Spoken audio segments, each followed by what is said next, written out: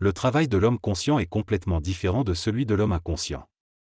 En raison de sa sensibilité accrue, l'homme conscient ne peut pas travailler de la même manière. La transformation de ses corps subtils l'amènera à trouver un travail qui correspond à sa sensibilité et à son intelligence créative. Le travail inconscient ne peut plus satisfaire les besoins de l'homme conscient une fois qu'il a expérimenté une conscience supérieure. Cependant, il peut se retrouver dans une situation délicate lorsqu'il réalise qu'il doit changer de travail mais ne sait pas encore dans quoi s'engager. Ce processus peut causer de l'angoisse, mais elle servira à la transmutation de son corps astral, permettant ainsi une plus grande sensibilité et créativité. Le travail de l'homme conscient ne peut pas être exploiteur car sa conscience est d'un ordre supérieur à l'ego inconscient.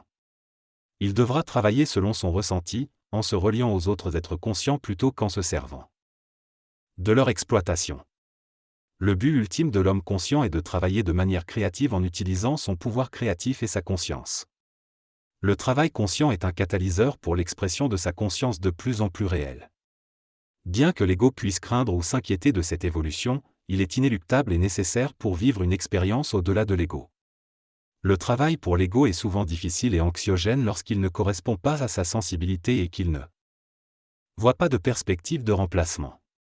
Cependant, l'ego conscient réalise que le travail qui pourrait le combler relève de conditions créées par des êtres conscients comme lui, qui évoluent vers une conscience supérieure.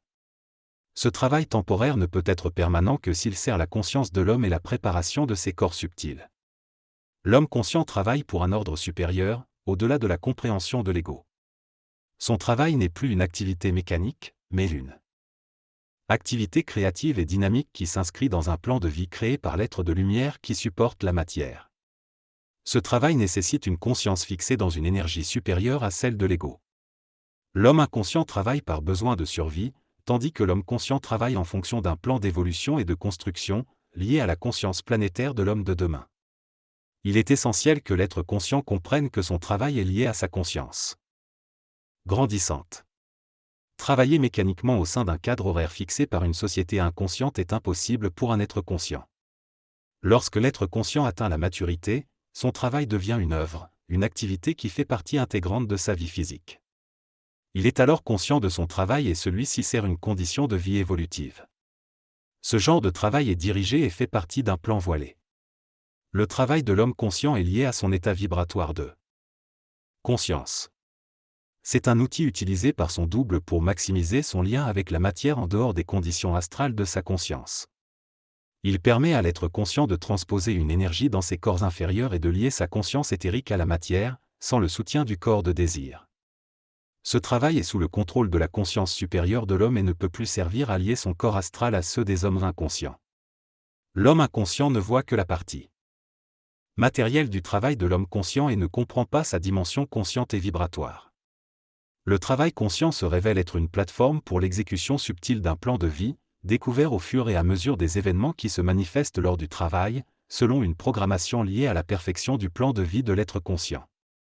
Le travail conscient joue un rôle essentiel dans l'évolution de l'être humain.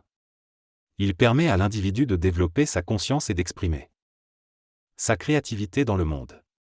Cependant, le travail conscient peut également entraîner des tensions si celui-ci n'est pas aligné avec la vibration créative de l'individu. Le corps astral, imprégné d'illusions et d'expériences passées, peut rendre le travail désagréable.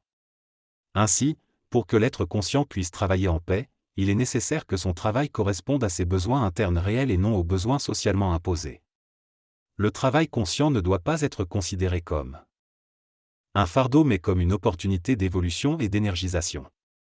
Au fur et à mesure que la conscience s'élève, le travail devient de plus en plus important dans le processus d'évolution de l'individu et de l'humanité.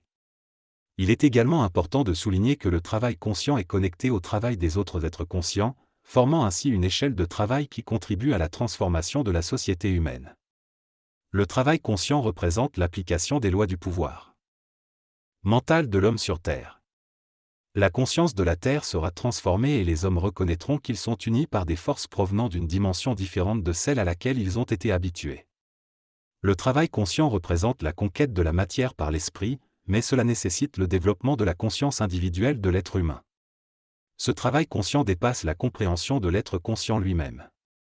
Il est lié à un plan de vie conformément à son niveau d'évolution et peut même dépasser les limites matérielles pour atteindre des dimensions cosmiques de conscience. Le travail conscient est soumis aux lois de l'énergie et sera renforcé jusqu'à ce qu'il fasse partie du pouvoir de la nouvelle conscience humaine. En travaillant consciemment, l'homme ajuste son ego à la vibration mentale créative et devient de plus en plus conscient du pouvoir créatif de son mental. Le travail conscient permet à l'homme de trouver du plaisir dans son activité créatrice et de ne plus le considérer comme un fardeau. Le niveau de maturité de l'être conscient vis-à-vis de sa sensibilité détermine si le travail reste une plateforme de transformation de ses corps subtils ou s'il devient une partie intégrante de sa conscience créative. Pour intégrer l'énergie du travail à la conscience mentale de l'homme, son énergie astrale doit avoir été transformée. L'être conscient ne subit pas son travail, mais utilise la tension vibratoire de celui-ci pour ajuster son mental et son émotionnel afin que le travail devienne de plus en plus parfait. Lorsque le travail de l'homme conscient est parfait, il sert à l'évolution de l'homme, de sa société et de sa civilisation. L'être conscient apprend à travailler consciemment et devient maître d'œuvre. En étant patient, il travaille en harmonie avec l'énergie et comprend de mieux en mieux le plan d'évolution auquel il sert. Le travail engendre une énergie créative et vibratoire qui permet à l'être conscient de vivre d'une autre manière, en créant et en œuvrant. Contrairement à l'ego de l'homme inconscient qui travaille pour survivre, l'être conscient travaille de manière créative et trouve un équilibre entre le mental et l'émotif. Le travail n'a plus seulement une importance psychologique, mais devient une activité créative qui permet à l'être conscient de se fusionner avec les forces de vie et de grandir en intelligence créative. Cependant, il doit être en harmonie avec son énergie pour que le travail ne devienne pas un fardeau qui le détruit. L'intelligence créative agit derrière lui et prend de plus en plus de place dans sa vie de travail. Il est donc important pour l'être conscient de trouver un équilibre entre son énergie et le travail créatif qui en découle. Pour que l'être humain puisse travailler consciemment et bénéficier de son travail, il doit d'abord harmoniser l'énergie en lui.